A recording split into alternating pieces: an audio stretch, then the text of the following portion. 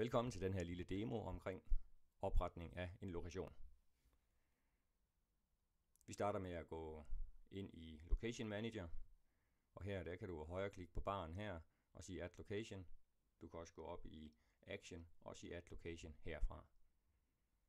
Så taster vi navnet på lokationen ind. Beskrivelse af lokationen, det er ikke nødvendigt, men en fin ting at gøre. Vi taster adressen ind,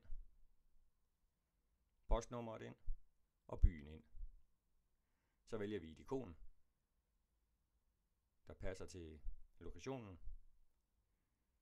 Og så kan vi vælge herover og trække et logo ind, sådan man også kan se, hvad det er for en lokation, vi taler om. Nu har vi oprettet en lokation, og nu vil vi gerne lave en underlokation til denne. Vi siger copy, og kalder den det, den skal kaldes. Trykker gem. Så kan vi se, at den ligger sig herunder.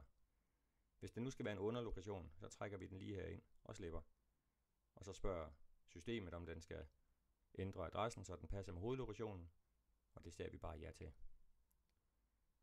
Sådan opretter du en lokation. Vi håber videoen her var nyttig for dig.